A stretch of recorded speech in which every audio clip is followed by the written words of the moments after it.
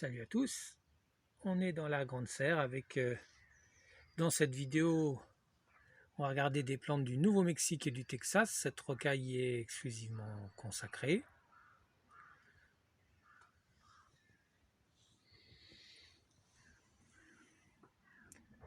On va zoomer sur deux espèces différentes. Ici c'est Echinocereus octacanthus. Voilà, bien épineux.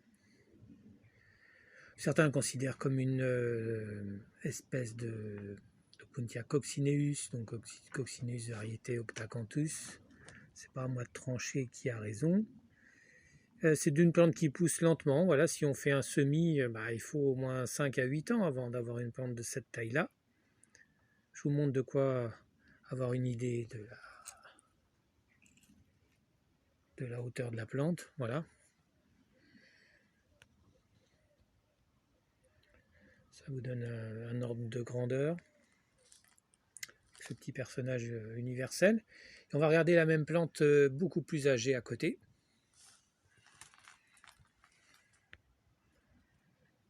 Voilà, ça c'est magnifique, surtout quand ça fleurit. Je vais mettre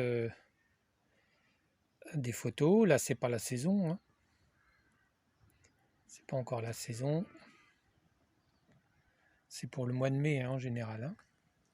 Vous voyez, donc là, pour avoir une touffe comme ça, il faut au moins 20 ans. Hein. Donc c'est l'école de la patience. Je vais vous montrer une autre plante qui est encore plus lente. Ici, Echinocereus caespitosus. C'est spiteux, c'est-à-dire qu'il pousse en touffe. Là, on dirait pas, c'est une plante solitaire. On regarde déjà l'enchevêtrement des aiguillons, enchevêtrement complexe des aiguillons qui fait que on ne voit presque plus la plante. La floraison est magnifique. Et puis beaucoup plus tard, ça pousse en touffe. Il y a un bébé au pied, puis deux, puis trois. Et on a la même plante à côté, bien plus âgée. Donc il ne faut pas semer ça à l'âge de 80 ans. Hein, voilà. Il faut beaucoup de temps. Ce sont pour moi des merveilles de la nature, par l'enchevêtrement des aiguillons qui lui permet d'avoir un voile d'ombrage naturel contre les rayons de soleil puissants. Hein, c'est originaire, je ne sais plus si c'est Nouveau-Mexique ou Texas, c'est un des deux États.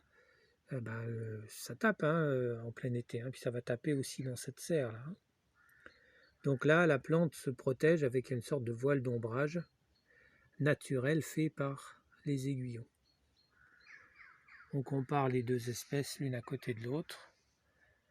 Ce sont des Echinocereus, mais qui ne se ressemblent pas du tout. Voilà, c'était une courte vidéo sur ces deux belles espèces. À bientôt et n'oublie pas de t'abonner.